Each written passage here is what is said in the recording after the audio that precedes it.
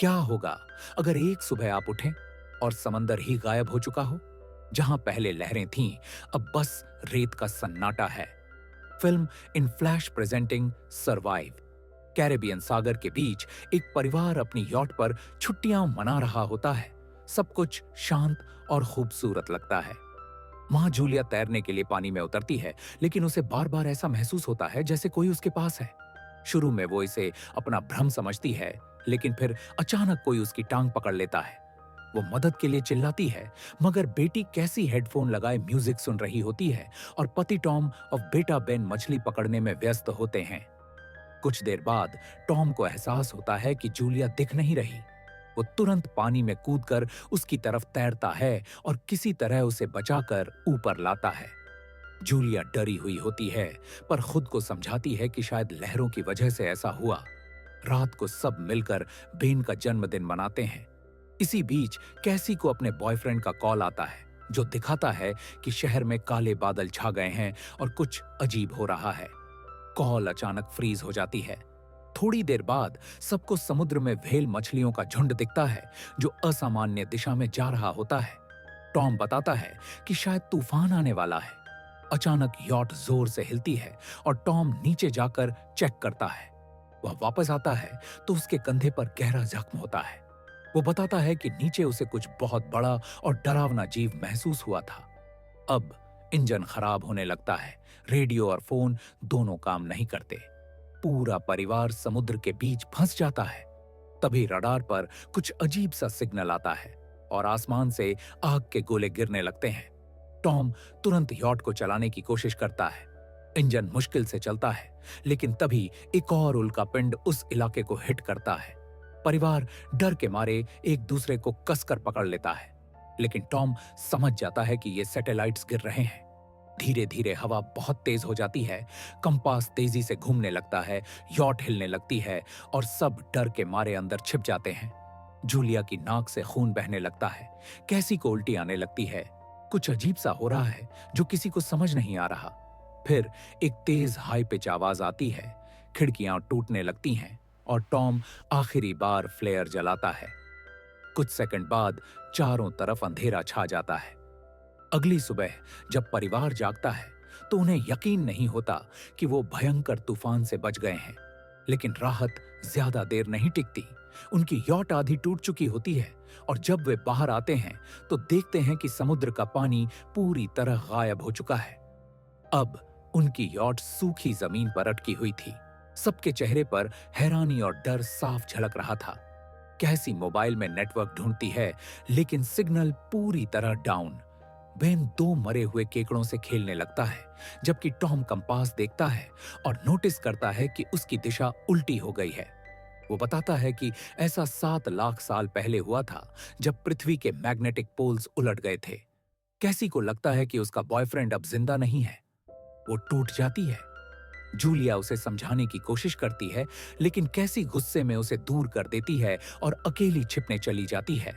इस बीच टॉम और जूलिया बचा हुआ खाना पानी गिनते हैं और बेन अपने बर्थडे के गुब्बारे एक पत्थर से बांधकर आसमान में छोड़ देता है, उम्मीद में कि कोई सर्वाइवर इन्हें देख लेगा। अचानक टॉम के रेडियो में एक कमजोर सिग्नल मिलता है। दूसरी तरफ एक आदमी की आवाज आती है। उसका नाम नाउ होता है, जो एक सबमरीन कैप्टन है। वो बताता है कि उसकी सबमरीन भी अब जमीन पर फंसी हुई है और यह कंफर्म करता है कि मैग्नेटिक पोल्स सच में रिवर्स हो चुके हैं, जिससे समुद्र पीछे हट गया और कई इलाके डूब गए।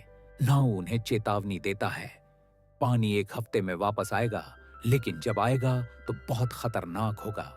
तुम लोग जितना हो सके ऊंचाई पर चले जाओ। वो यह भी बताता है कि उसकी सबमरीन में बस 3 लोगों की जगह है। टॉम और जूलिया उससे कहते हैं, हमारे बच्चों को बचा लो। नाउ उन्हें अपने लोकेशन कोऑर्डिनेट्स देता है। टॉम कैलकुलेट करता है कि वहां पहुंचने में करीब 2-3 दिन लगेंगे। अगले दिन सुबह वे निकलने की तैयारी करते हैं। तभी टॉम को दूर कुछ हिलता नजर आता है। एक लंगड़ा आदमी, हाथ में हारपून और साथ में कुत्ता। शुरू में टॉम उसकी मदद करना चाहता है और उसे पानी देता है, लेकिन वो आदमी अचानक टॉम पर हमला कर देता है। वो पहले बोतल से टॉम के सिर पर मारता है, फिर पेट में हार्पून घुसा देता है और बेरहमी से उसकी गर्दन काट देता है। जूलिया और बच्चे सदमे में भागते हैं, लेकिन वह पागल आदमी उनका पीछा करता है। वो जूलिया के कंधे पर वार करता है और वो किसी तरह यॉट के अंदर जाकर बच्चों को छिपा देती है। जूलिया बच्चों को फ्लेयर गन देती है और खुद चाकू लेकर बाथरूम में छिप जाती है। वो आदमी अंदर घुसकर सब कुछ लूटने लगता है, फिर जूलिया को ढूंढने निकलता है। जूलिया पीछे के छोटे रास्ते से बाहर निकलने की कोशिश करती है, लेकिन उसका कुत्ता उसे देख लेता है। जूलिया मजबूरी में उसे मार देती है। कुत्ते की चीख सुनकर वो आदमी आगबूला हो जाता है और जैसे ही जूलिया अंदर लौटने लगती है, वो उसे पकड़ लेता है। वो उसे बुरी तरह पीटता है और गला दबाने लगता है। इसी बीच कैसी हिम्मत दिखाती है, वो बाहर निकलती है और फ्लेयर गन चला देती है। गोली सीधा उस आदमी को लगती है और वो आग में जल उठता है। यॉट में आग फैल जाती है। बच्चे बाहर भागते हैं। जूलिया टॉम के पास लौटती है और बच्चे भी उसके साथ बैठकर अपने पिता को आखिरी अलविदा कहते हैं। लेकिन वो आदमी अभी भी पूरी तरह मरा नहीं होता। वो जलती हुई यॉट से लड़खड़ाता हुआ बाहर आता है। जूलिया बच्चों को लेकर भागती है और कुछ ही पलों बाद यॉट एक जोरदार धमाके से उड़ जाती है। थोड़ी देर चलने के बाद फैमिली एक छोटे से झरने के पास रुकती है ताकि थोड़ा आराम कर सके। कैसी को लगता है कि वो डरावना आदमी उनके गुब्बारों की वजह से वहां तक पहुंच गया था। ये सुनकर बेन खुद को दोष देने लगता है, लेकिन जूलिया उसे समझाती है कि इसमें उसकी कोई गलती नहीं थी। फिर वो सब आगे बढ़ने का फैसला करते हैं क्योंकि वो आदमी अभी भी उनके पीछे है। रास्ते में बेन एक मरी हुई हैमरहेड शार्क देखकर हैरान रह जाता है। तभी जूलिया नोटिस करती है कि वो आदमी फिर उनके करीब आ रहा है, तो सब लोग तेजी से दौड़ पड़ते हैं। दौड़ते दौड़ते वे एक रेतीले टीले से नीचे गिरते हैं और वहां जहरीला कचरा पड़ा होता है। फैमिली सावधानी से उसे पार करती है और लगता है कि अब उन्होंने उस आदमी से पीछा छुड़ा लिया है। आगे चलते हुए उन्हें समंदर के नीचे के मरे हुए जीव और बहुत सारा प्लास्टिक दिखता है। अब बेन बहुत थक जाता है और जूलिया को एहसास होता है कि वो डिहाइड्रेशन का शिकार हो रहा है। जब वो पानी की बोतल उठाती है तो पाती है कि उसमें बहुत थोड़ा पानी बचा है। उसे शक होता है कि शायद कैसी ने बोतल ठीक से बंद नहीं की थी। इस पर जूलिया गुस्सा हो जाती है और दोनों के बीच बहस हो जाती है। कुछ देर बाद उन्हें एक क्रैश हुआ प्लेन दिखता है। अंदर कोई हलचल देखकर वो डर जाते हैं, लेकिन अंदर सिर्फ पक्षी होते हैं। वो वहीं रात बिताने का फैसला करते हैं। रात को जूलिया को टॉम की जैकेट में उनकी पुरानी फैमिली फोटो मिलती है। कैसी अपनी मां से पूछती है कि उनके पापा से उनकी लव स्टोरी क्या थी। जूलिया बताती है कि टॉम हॉस्पिटल में उसका पेशेंट था और वहीं से उनकी कहानी शुरू हुई थी। रात में कैसी बाहर जाती है, तभी वही डरावना आदमी फिर आ जाता है और उसे पकड़ने की कोशिश करता है, लेकिन जूलिया पीछे से आकर उस पर टूट पड़ती है और उसे चाकू से मार डालती है। अगली सुबह वो उसकी लाश देखते हैं, जिस पर काटने के निशान होते हैं, यानी इस इलाके में कुछ और भी खतरनाक जीव हैं। कुछ समय बाद बेन गलती से तालाब का पानी पी लेता है, लेकिन जूलिया उसे समझाती है कि यह खतरनाक हो सकता है। वो तीनों थोड़ी देर आराम के लिए एक जगह टेंट जैसा बना लेते हैं। सुबह जूलिया उठती है तो देखती है कि केकड़ों का बड़ा झुंड उनकी ओर आ रहा है। वो बच्चों को उठाकर भागती है और तीनों एक कार्गो शिप की तरफ दौड़ते हैं। वहां 3 लोग जिंदा होते हैं। एक औरत उनकी मदद करना चाहती है, लेकिन बाकी 2 मना कर देते हैं और कंटेनर लॉक कर लेते हैं। केकड़े पास पहुंच जाते हैं। जूलिया बच्चों को ऊपर चढ़ाती है। खुद जब चढ़ने लगती है तो क्रैब्स उसके पैर को जोर से काट लेते हैं। बच्चे उसे खींचकर ऊपर चढ़ाते हैं। कंटेनर के एक छेद से आधे क्रैब्स अंदर घुस जाते हैं। अंदर घुसे केकड़े क्रू मेंबर्स को मार डालते हैं। जूलिया घायल होकर बेहोश हो जाती है। जब उसे होश आता है तो वह खुद को रेत के तूफान के बीच अकेला पाती है। फिर उसे कैसी और बेन मिलते हैं और वो एक कंटेनर में छिप जाते हैं। वहां से उन्हें पानी की बोतलें और एक रेडियो मिलता है। वो नाव वाले नाव से बात करती है, जो बताता है कि समुद्र जल्दी लौटने वाला है और अब उनके पास बहुत कम समय बचा है।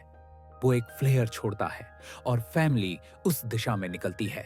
रास्ते में उन्हें सबमरीन दिखाई देती है, लेकिन वहां पहुंचने के लिए उन्हें चट्टानी रास्ता पार करना होता है। अचानक रॉक स्लाइड होता है और जूलिया अपने बच्चों से अलग हो जाती है। वो उन्हें आगे बढ़ने को कहती है। बच्चे सबमरीन तक पहुंचते हैं, लेकिन वहां देखते हैं कि नाव खून से लथपथ पड़ा है। वह समझाता है कि उसके लिए सब खत्म हो गया है और अब बच्चे सबमरीन ले सकते हैं। कैसी वापस अपनी मां को ढूंढने भागती है। तभी जूलिया केकड़ों को आता देखती है और वह फायरिंग शुरू कर देती है। कुछ केकड़ों को वह मार देती है, लेकिन झुंड बहुत बड़ा होता है और सबसे लड़ना मुश्किल हो जाता है। उसी वक्त कैसी दीवार के ऊपर दिखाई देती है और हाथ आगे बढ़ाती है तो जूलिया अपने घायल पैर के बावजूद तेजी से चढ़ना शुरू करती है। कैसी की मदद से वह दूसरी तरफ पहुंच जाती है और दोनों साथ में सबमरीन की तरफ भागते हैं। बेन पहले से ही ऊपर खड़ा होता है और फायर खोल देता है ताकि केकड़े डिस्टर्ब रहे जब तक फैमिली ऊपर चढ़ जाए। वह सुरक्षित हो जाते हैं और जूलिया अपने बच्चों के साथ अंदर चली जाती है। फैमिली हैच को अच्छे से लॉक करती है और खिड़की से केकड़ों को सबमरीन के चारों तरफ देखती है। इसी वक्त समुद्र वापस आ जाता है तो तीनों तुरंत अपनी सीटों पर बैठकर बेल्ट पहन लेते हैं और एक दूसरे का हाथ पकड़ लेते हैं। तेज लहरें सबमरीन को जोर जोर से इधर उधर फेंकना शुरू कर देती हैं, जिससे जूलिया को पूरी जर्नी के विजन दिखने लगते हैं। जल्दी ही वो हाई पिच आवाज वापस आती है और फैमिली बेहोश हो जाती है। कुछ देर बाद जूलिया और बच्चे होश में आते हैं और खुद को जिंदा देखकर खुश होते हैं। वो हैच अनलॉक करके बाहर निकलते हैं और देखते हैं कि लहरों ने सबमरीन को एक तबाह शहर में गिरा दिया है। यानी अब जिंदा रहने और नया जीवन शुरू करने की उम्मीद है और यहीं पर फिल्म खत्म होती है। अगर वीडियो पसंद आया हो तो लाइक और शेयर जरूर करें। ऐसी ही शानदार मूवी एक्सप्लेनेशन के लिए सब्सक्राइब करें। अगली कौन सी मूवी एक्सप्लेन करूं? कमेंट में बताइए। मिलते हैं अगले वीडियो में। नमस्कार।